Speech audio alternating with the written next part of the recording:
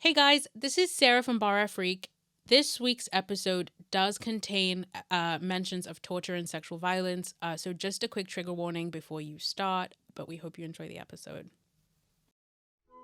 Ah, Britain, land of tea and crumpets. Sure, there was that whole colonialism thing. And yes, it had a few kinks, but it brought free trade, technology, roads and schools. So maybe it was kind of a good thing, right? Right? This is Britain on Trial. Welcome to Bar Freak. My name is Sarah Masiwa. We're recording from London today, and I am joined remotely by my co-host, Lynn Talla.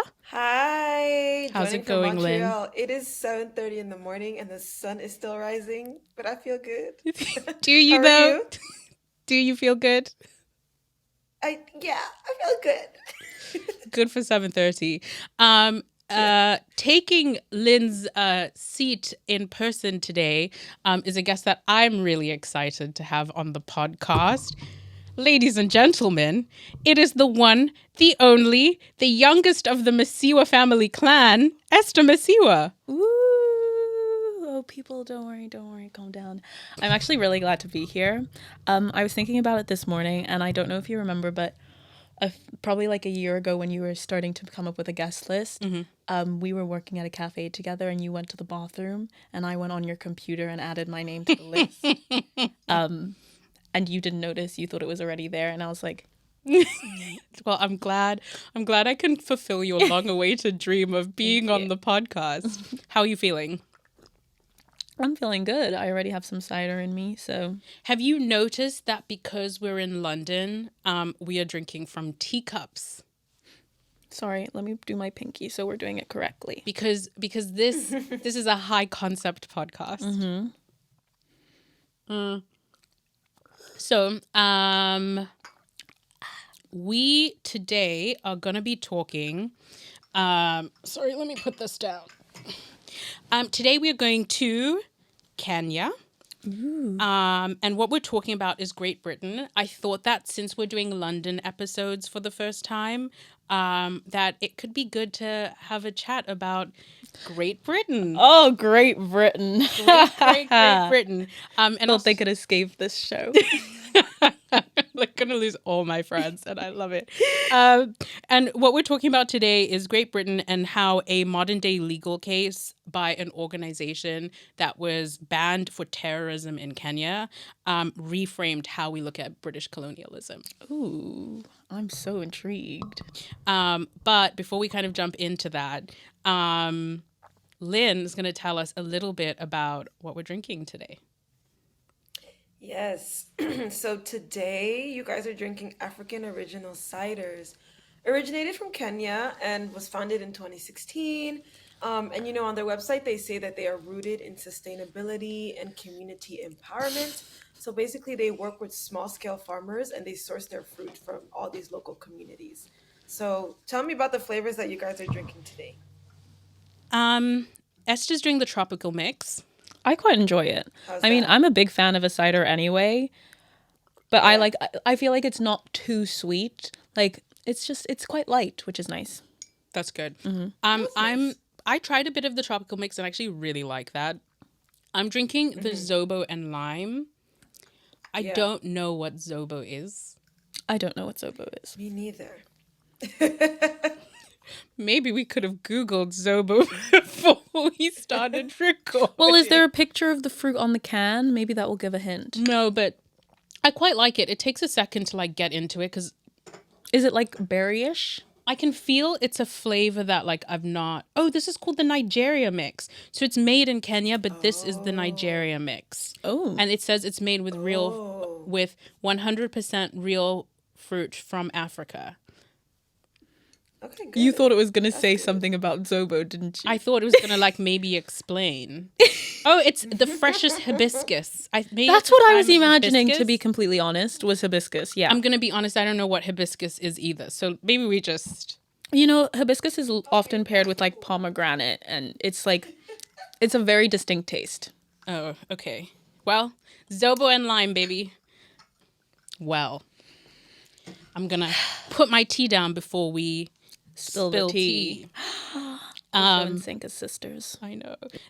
There was this poll that was done by YouGov in 2024, and in it, 35% of British people believe that British colonies were better off for being colonized.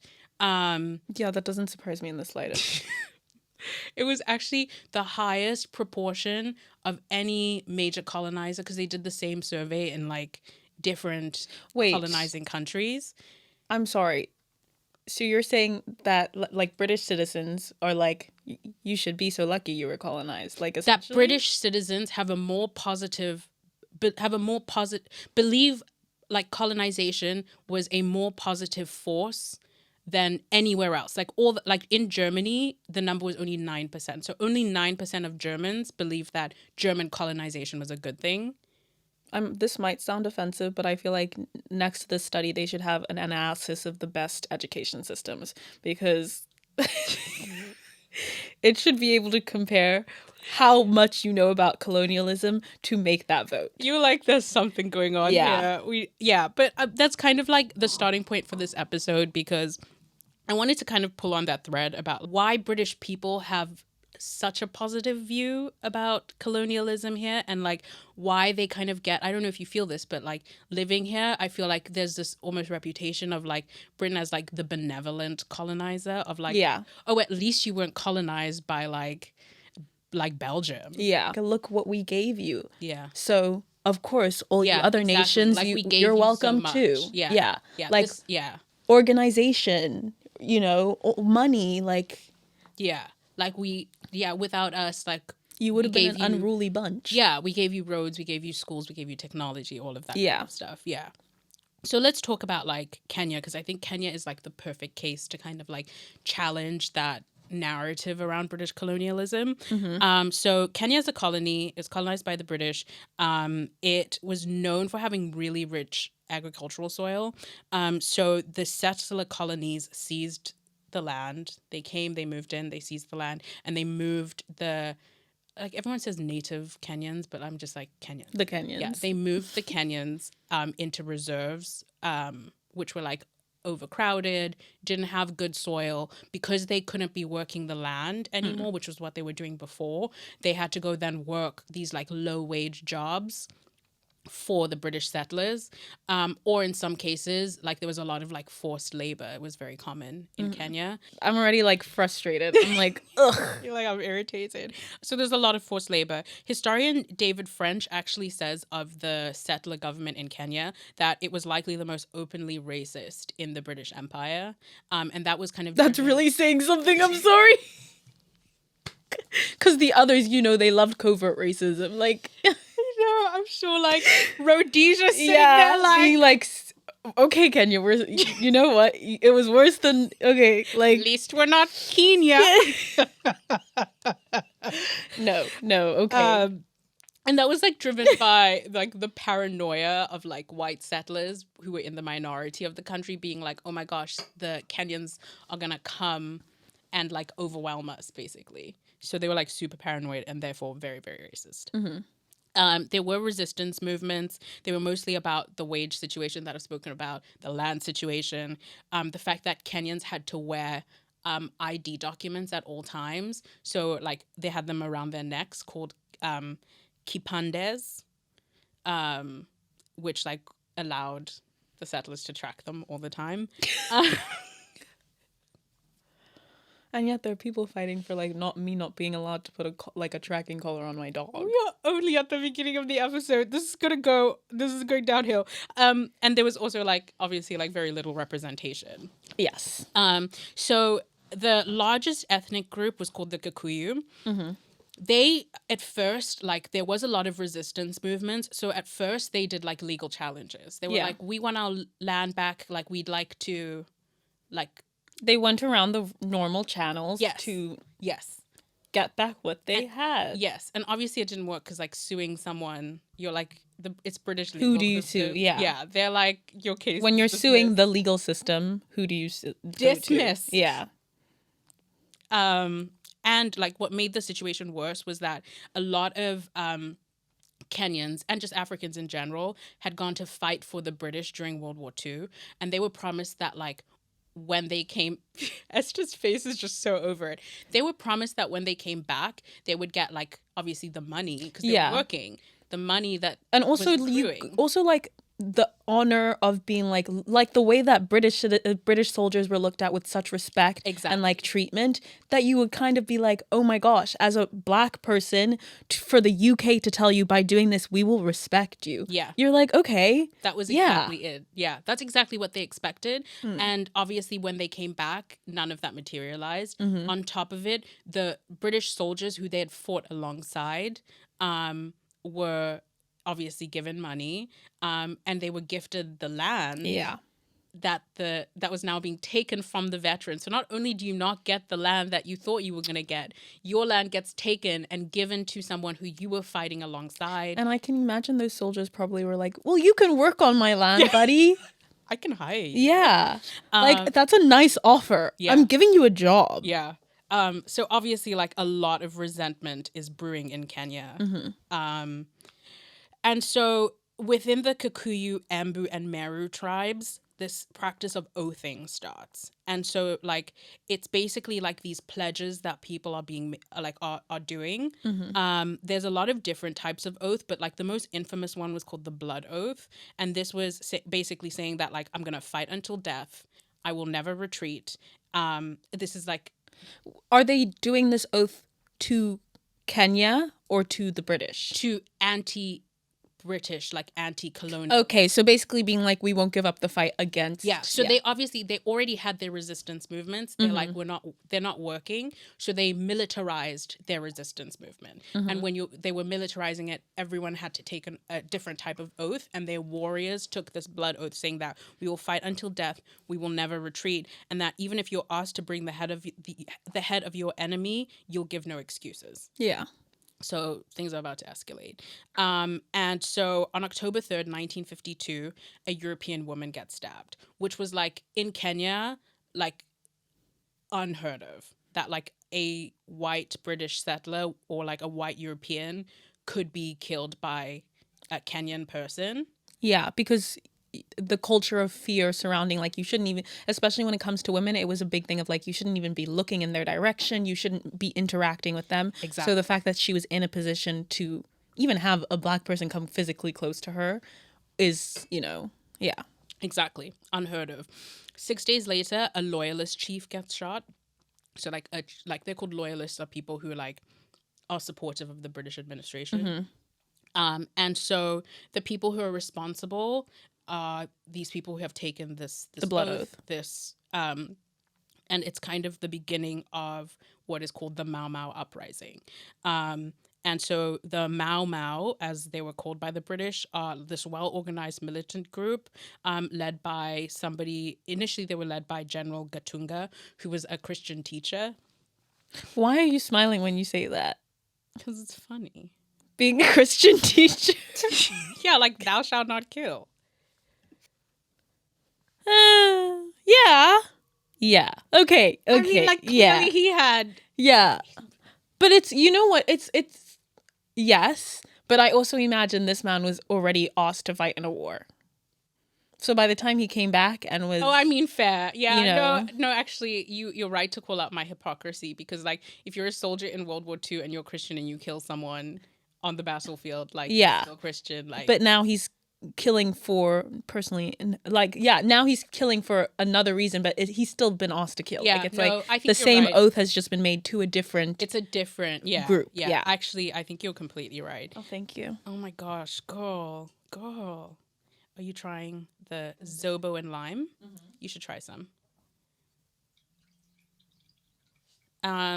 So this is like the beginning of what's called the Mau Mau Rebellion. And it's like mostly like guerrilla attacks, propaganda against British settlers. Interestingly enough, their targets were loyalists of like Kenyan loyalists to Britain. So fair. Yeah. And so a lot of what they did, like, even though they had like a lot of strategic targets and stuff, like they were known to have like very, very violent, I don't know what to call it, like to do like Encounters? violent things. Like their interactions that they had. They were not in their nonviolent protests movement. were violent. They were not a nonviolent movement. Yes. So, for example, there was the Lari massacre in which Kenyan loyalists with their wives and children were barricaded into huts, and then the huts were set on fire. And that if you like if anyone who tried to leave was like macheted, unfortunately. So a lot of the news coverage coming out of Kenya about the Mau Mau is about how they're like savages, bloodthirsty terrorists, barbaric. They were actually called dogs a lot. Basically, like initially, the colonial government like is trying to, there's a state of emergency. Yeah. But they're like begging, like Britain, Daddy Britain, please come help us. Please, mummy. Please. Have some more of it. Do we know who is in charge of the British Empire at this point? Who the leader Like the was? whole empire? Or yeah, who was the monarch? Do we know? No? The Queen. Wait, when was this? This is the 1950s. Oh, gosh. Her Majesty the Queen. Oh, Lubet. Lizzie. You know what? Okay. So I called this section, "The British are coming." So eventually, like, Britain agrees to, like, come and help. And they send troops to restore order, protect Europeans and Kenyans who are loyal, and clear Mau Mau influence. There was a lot of emphasis placed on this idea of, like, loyal versus terrorist Africans, and, like, this fear that, like loyal Africans could be like converted to terrorist Africans. So you have I was about to say out all the influence of the Mau Mau. Yeah, but no offense, in the moment, like let's say a British soldier came up to me and said, "Are you a loyalist or not?" I'd be like, "Yeah, I'm a loyalist," and then just keep walking. Like I don't know. I personally feel like I assumed that there were a lot of loyalists who got wrapped up. Yeah. And because, racism, and also were then treated as if they were not. Like, I don't think that I can't imagine that the soldiers, yes, you're correct. That is the direction the exactly. Story is going So, in. like, even the idea of being like, we have to stomp out to make sure this opinion doesn't affect the loyalists. But, like, it's like the loyalists aren't even the top of your mind, But really. the thing that also, like, is, like, very undermining is that, like, people have brains. Like, if I don't want to become a terrorist, I won't become a terrorist, like, quote unquote terrorist. Like, the idea that, like, it's like conversion. Yeah. Like, we have to protect you from being converted. Yeah. As if, like, you have no free will. And, like, also the thing that gets me is, like, the coverage and, like, understanding of, I'll say two things, like, the coverage and understanding of the Mau Mau uprising. Like, they were never talking about that these were people with legitimate claims to like land issues. And it was never about like it was looked at as like random attacks happening. They were like savages for savage sake. Like it wasn't about like, oh, they want to change things, they want government, they want blah blah blah. It was always about like they just like to kill people. They just like violence. And the other thing I'll say is that like the term Mau Mau, which is why sometimes I use it in quotations, was a British term. They weren't called the Mau Mau to themselves. Like, they were called the Kenya Land and Freedom Army. Okay. So, like, even calling them Mau Mau, which is believed to be, like, have come from, like, a mispronunciation of a phrase that in Swahili that people were using. Okay. And then they just said like Mau Mau, Mau Mau. It just sounds really like tribal. And sounds really like the Mau Mau, the Mau Mau. Like, the Mau Mau are coming, run! Like, oh, the Kenya Land and Freedom Army, the KFLA.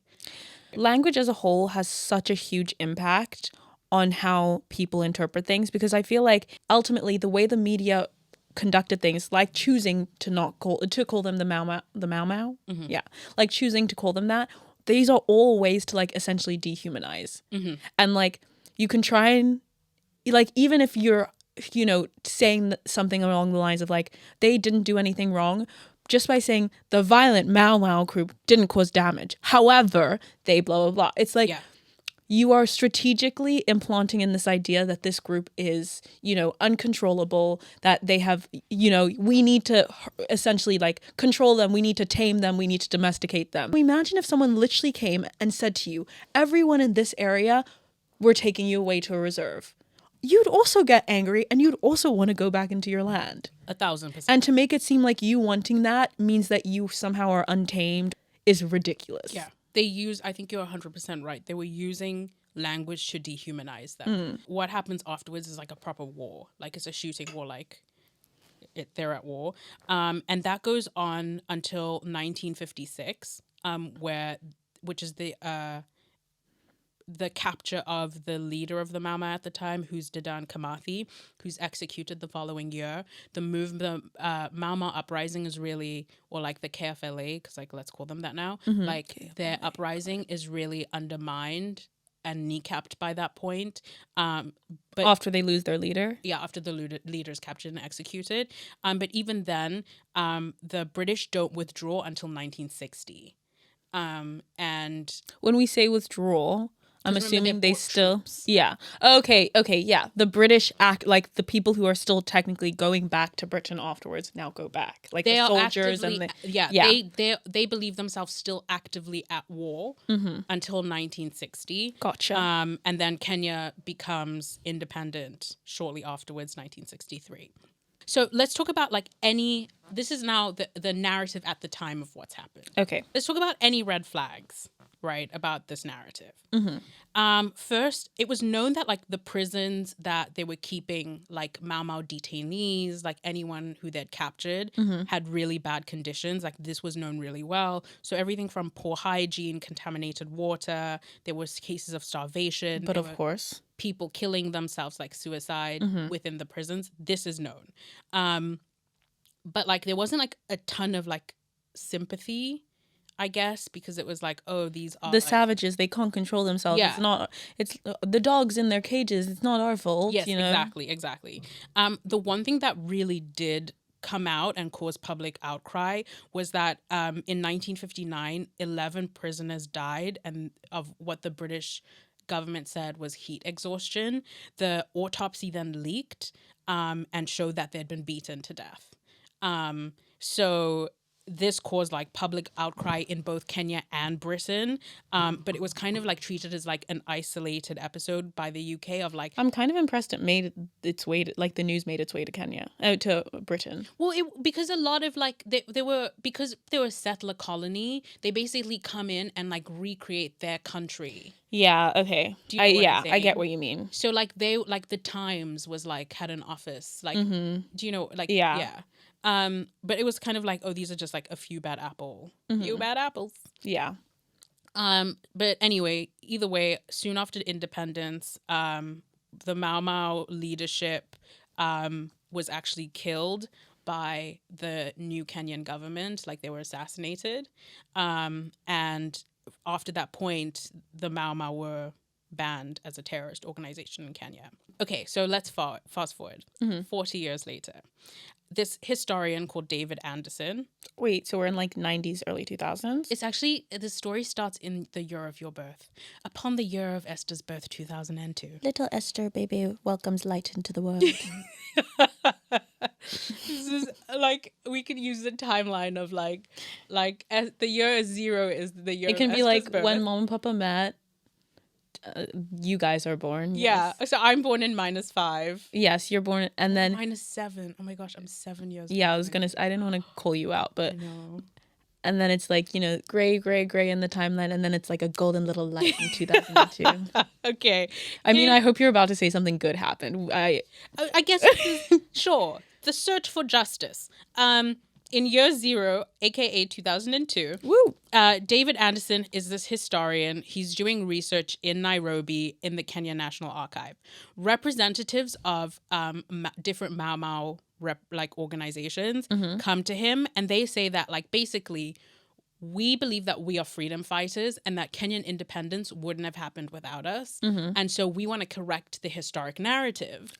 Love on how we're being treated. Like, why are we called terrorists when we did the same thing that was being done in other countries? Yeah. And those people are now the leaders and, you know, legitimate political parties. Yeah. And have, to some extent, some of them got apologies in some capacity. Well, they became the leadership. Yeah. Do you know what I'm saying? And they are kind of like, we're a banned terrorist organization. But David Anderson goes into the archives and he comes out and he's like, there's not really any proof of the things that you're saying. So then what ends up happening is they go to this guy called Martin Day, who's visiting Nairobi on a case. Martin Day is the co-founder of a British human rights law firm that's known as like this like David and Goliath law firm, where they like Take on big people. human rights cases against British institutions. So if you're like Nigerian farmers who have been displaced by like BP, like that's what they do. They will fight for you. They will fight for you. Sponsor us, Martin Day. But they basically like show up at his hotel and ask if he can take their case on. So this law firm Lee Day starts investigating. They start like pulling together like first-hand testimonies. They bring in these historians, including Caroline Elkins, who actually ends up writing a book about these first-hand accounts that wins a Pulitzer Prize. I was going to say, I feel like I've heard of her before. Yeah. But again, there's still like no documents to prove that the official story of what happened is any different from like that official narrative. But elsewhere in the world, there's a historian and a colonial officer. Where? In Lesotho. Gotcha. The historian's trying to write a book about like a violent uprising that happened in Lesotho. And he's talking to this colonial officer, and everything the colonial officer is saying is not in the archives in Lesotho. So the colonial officer basically starts to reach out to his contacts, and he hears, like through the grapevine, that there may be a secret archive Of like documentation film and...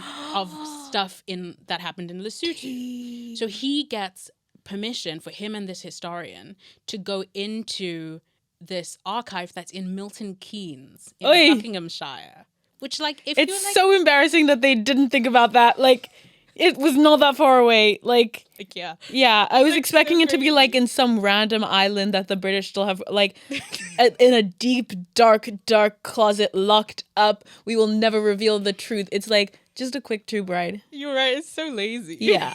In Buckinghamshire. Yeah, it's like fill out the proper form and have access to the archives. Yeah, but the thing is, the only reason they got access is because this guy was a former colonial officer. Yeah, and they assumed, loyalty.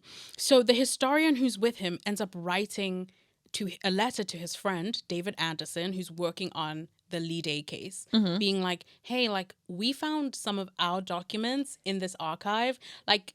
You might want to look into that because maybe it has some of your documents. So back to our case, what they do is they're basically like, okay, how do we force the government to reveal documents that they haven't revealed? And their strategy is basically to find 5 plaintiffs whose stories can only be corroborated by the documents that they believe the British government is hiding. Right. Wait, so at this point, have they seen the documents? No. So, but then how will they know that the plaintiffs will cooperate? Like, even if I came forward and said, this is exactly what I'm saying and it's the truth, and the documents said it, what is the, like, motivation for the British government to be like, yes, that is actually what the documents say as well? These 5 plaintiffs, and I'm going to say their names, Paulo Muoka Nzili, Wambuga wa Nyingi, Jane Matuni Mara, Susan Siongambe Ngondi, and Ndiku Matua. They have a couple of things in common. Hey, Susan. We see female power. There's 2, Susan and Jane. Oh, sorry. They're all in their 70s and 80s. They all were held, or say that they were held in Mau Mau detention camps. And they all have stories about being tortured, beaten, castrated, subject to extreme sexual violence at the hands of British soldiers. And what sets them apart is that they have physical scars. So the idea is basically that they share their stories, and therefore there must be documentation of the things that they're saying happening because it was so extreme. Yeah. Right? And so they basically have a high court here. They sue the government, these 5 plaintiffs, through Lee Day. As they should. And there's a high court hearing. And at the high court hearing, David Anderson is the expert witness, the historian. And he says that, like, through his examination, he can tell that there's at least, like, 300 pages missing from the Kenyan archives. And he's basically, like, it's through studying, like, missing, like when you're looking through a document and there's like missing page numbers or something. Or even like, references to things that are not That aren't in the document. document. Yeah. Exactly. So he's like, he can tell that at least 300 At pages least of- 300 is a lot. Yeah. It's like someone did not do a good job at hiding Yeah. things. And he also says on the witness stand that he has heard of a secret document stash in Milton Keynes. And the British completely deny this. There's no secret document stash. We don't know what you're talking about. And they say that they're like, oh, but we did like destroy some documents, but these were like inconsequential documents. So these were like mostly like menus from state dinners, and they're like, maybe the documents you were talking about were like accidentally destroyed. yeah, they were like caught up in that. The British High Court rejects this and orders the government to look for the documents and sets a trial date. The day before the trial is set to start, the British Don't say government, there's a fire in the Milton. No, they read a statement before Parliament and they admit that there are 8,800 files from 37 former British colonies that they are holding in Milton Keynes. They are all high-value files that were evacuated prior to independence. They not only corroborate the Kenyan complainants, but they lay bare a very shocking truth, which is that Britain was operating concentration camps in Kenya from 1954 to 1960, which they called the pipeline.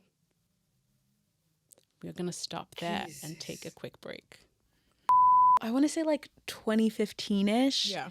The Home Office released a statement basically being like, we'd like to thank all of you because you've all helped pay back the damages of slavery. And people were like taxes? Yeah. Your taxes have helped. They posted that proudly being like, you helped stop slavery. Woohoo. Yeah, I'm and people were confused. like, one of the deals that were made to the owners of slaves when slavery was made illegal was fine. We will pay you to the damages of you now losing your workers. Oh, yeah. And so if the UK had been paying back the slave taxes owners of people. Yes. And See, so in 2015 was the last year that the government paid the slave owners' families, I guess. That's a long time. People were horrified. So when do the reparations for people who are enslaved start? I think, don't hold your breath on that. We be waiting 300 years from now. Welcome back to Bar Freak. We dropped a bomb on you. We're sorry. I low-key already don't remember what the last thing said was. That Britain Operation Concentration Camp. Yes. Do you want me to recap? No. It's all coming back. No. Lynn usually does a recap. Oh, okay, While perfect. Lynn is recapping, Esther and I are going to refill our ciders. We're trying, what flavors, E? There's either mango and chili or dawa honey. What do you want to try? I think dawa honey. Okay, I'm going to do the mango and chili. Lynn, why don't you recap where we are right now? Okay, so we just finished part 1. Sarah just finished telling us that a statement was released where the British government admitted that they basically had thousands of files from 37 former British colonies that they had evacuated prior to independence. And then you dropped a very shocking truth to us that basically Britain was operating concentration camps in Kenya that they called the pipeline. I'm so sorry. Thank you, Lynn. There's the chili in this is chili. She's chili. Okay, I'm glad I didn't go with it because. Oh, is it really? I mean, I kind of like it. It just catches you off guard. I have the first spice time. tolerance of a baby, really. So probably best that I went Because with it's not honey. spicy. It just it almost. It does have a kick, but I quite like it. Once you know how ginger beer has a kick. Yeah, this kind of tastes a little bit like ginger ale. Oh really? The dawa honey, yeah. Oh, I'd like to try that one. Oh, it's caught me off guard again. It's kind of gone into my nose. Do you want water close to you? No, let's go with it. How old were you when you moved to the UK? 10. I moved on my 10th birthday. And you're now 23. How are you processing this as someone who lives in the UK, but is also African? I think there's multiple sides to it. First of all, recognizing just let me rephrase. Just how little of history people choose to educate us. Yeah. At no point in any of my history classes has any of this come up. But I also think that there is such a huge culture of like ignoring African history and just assuming that, you know, any of the struggles or the deaths that Africa has now are fully their fault, you know, and that's the belief that a lot of people have. I love all my friends, but I think I'm going to struggle with white people for a few hours after this. Yeah, but it's okay. You can send them this episode. No, that's the thing. Oh my gosh, you can send. I feel like this is now like, instead of responding to people, like if anyone's racist, I'm like, I got an episode for you. If they're racist, I don't need to send them this episode. They won't want to listen to any of this. I know. They're probably not going to receive it. Yeah. They're probably not listening to a podcast called Bar Freak. Yeah. Anyway, let's jump back into it. So we're going to talk about this in two parts, which is like, A, what does the documents reveal? B, the fallout. Why they hid them? Why were they hidden? Like, how did this cover-up even happen? So the first thing that the documents, they reveal two operations. The first is called Operation Anvil. So when it starts with the operation, you always know it's like going to be something bad, you know? Operation Anvil in April of 1954, before like this, the British response to the KFLA's like attacks and stuff was quite like chaotic and like sporadic. They organized it in April of 1954. So what they do is they lock down the entire city of Nairobi and screen every single Kenyan person. Because remember, they all have ID tags. Wait, sorry, when was this? The screening? April of 1954. Okay, so yeah. Okay, that makes sense. They basically know that like that predominantly the KFLA is operating in like mostly in the Kikuyu tribe, but also in the Embu and the Meru tribe. So every single person who was Kikuyu, like it's on your ID tag. So it's about 30 to 40,000 people. They were tagged as either white, which is loyal, or gray-black, which is suspected. Oh, that's a coincidence. Of course, I know. White is loyalty. I know. I was like, come on. Even the codes are bad. Yeah. So no secrecy there. I know. So let's talk first about what happened if you were tagged white, which is loyal. You'd think they'd be like, thank you. No. What's the saying? White is always right or something? That's a saying? No. It's not like a saying, but there's like a scene in Modern Family where Phil's like, my group was team white, and if you went white, you went right. That's what it was. It's giving. So if you were marked as a white... Yes, continue. Team white. You were deported to... Come on. You were deported to your homeland, the rural area. But basically they were like, oh, but the Kikuyu are like, what if these loyal Africans are converted to terrorist Africans? So we have to keep them under watch. So they start something called villagization, where 1 million Kenyans are forced to burn down their own homes and move into these villages that are fenced with barbed wire and armed guards. They are locked in there from 1954 until 1960. I'm sorry. Just to break this down.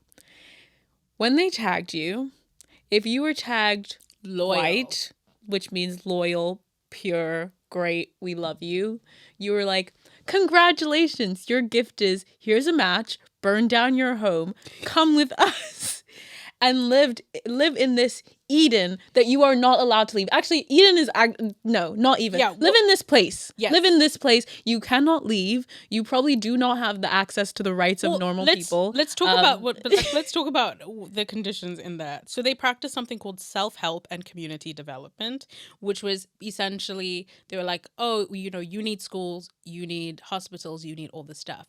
So therefore, you must build them. So there was like forced labor.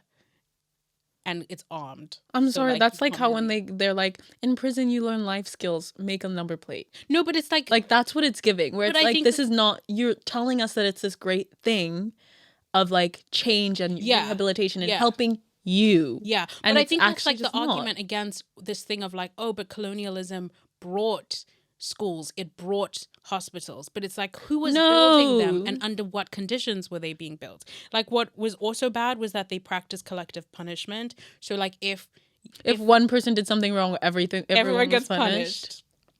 There were also like some physical punishments, like if you stopped working. This is again loyal Kenyans. Let's talk about what happened to The gray and the blacks. The disloyal. Loyal. The grays and the blacks.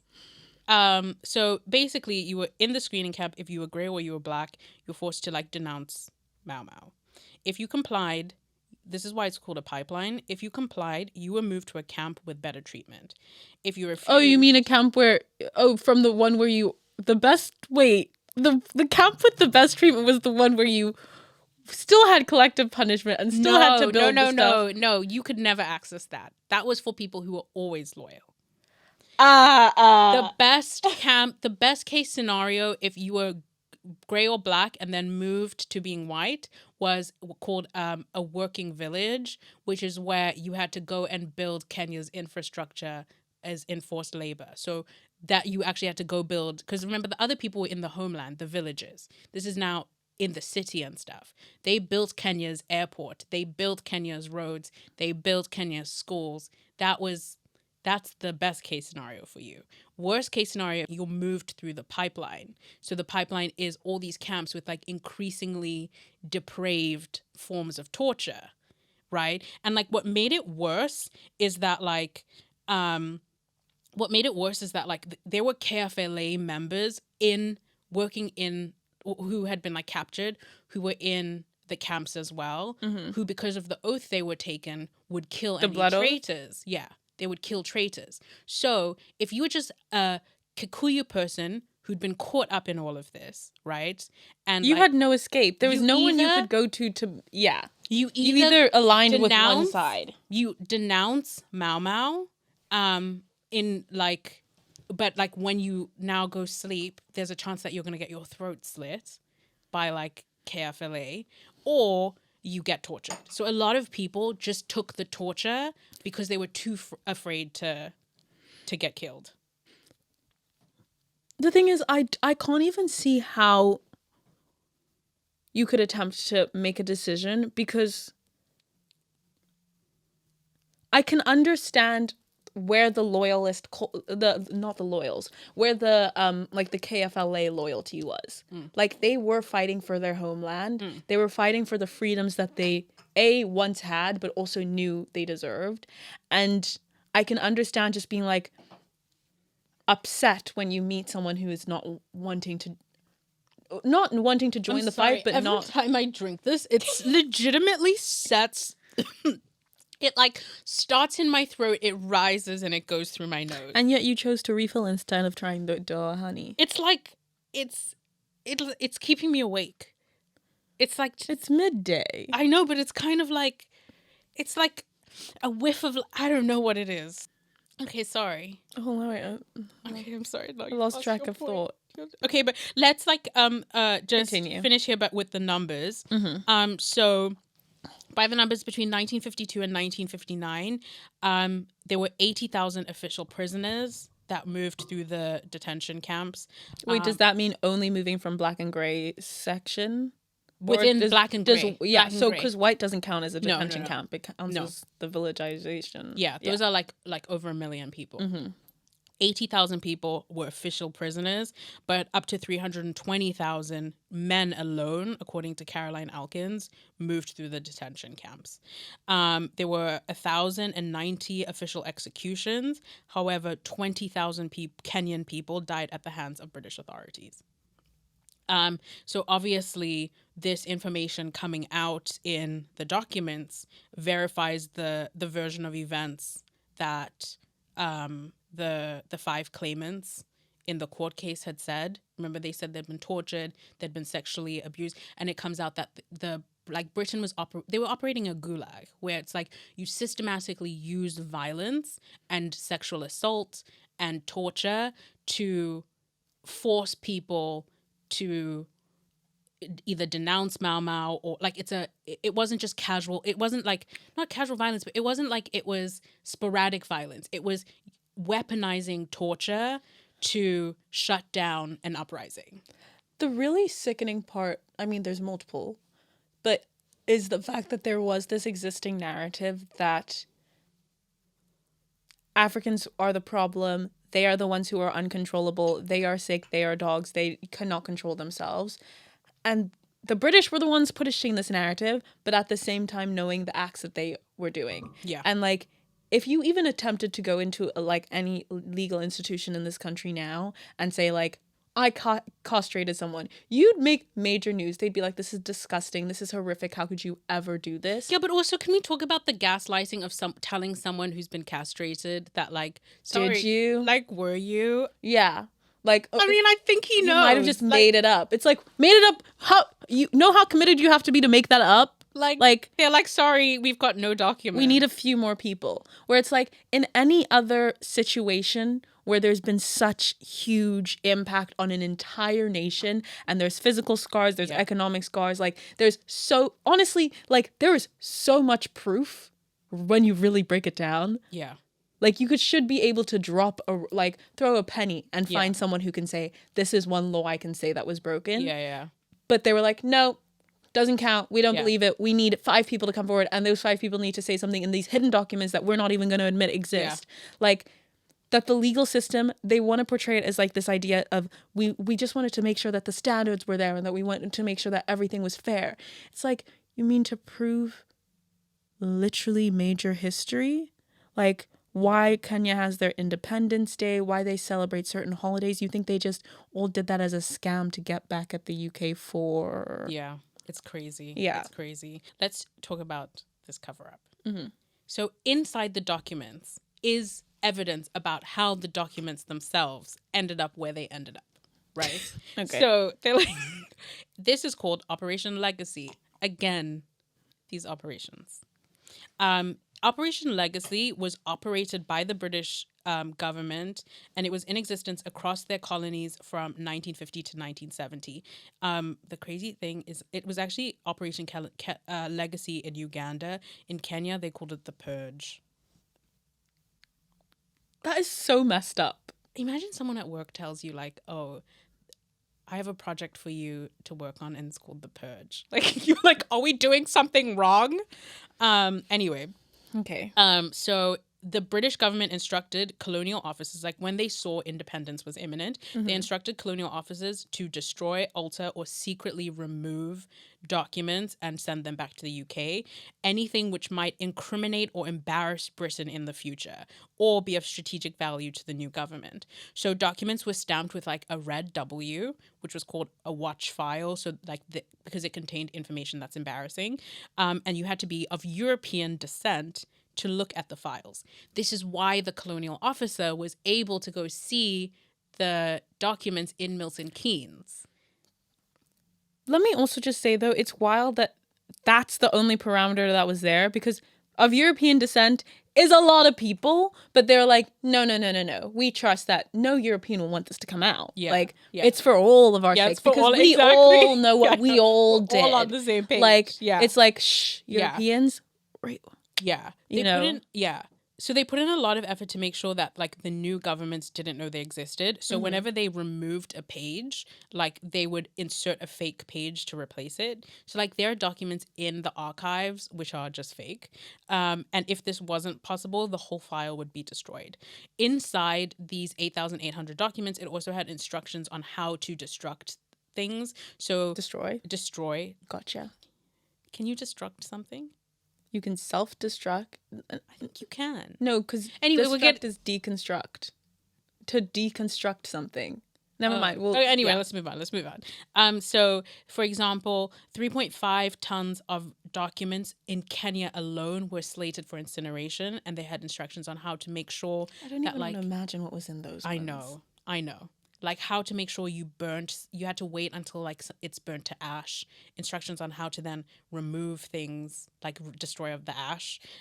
Things like... Oh, because you can put ashes back together. I know. Things of like packing like documents into weighted crates and then like sailing into the ocean and dropping them.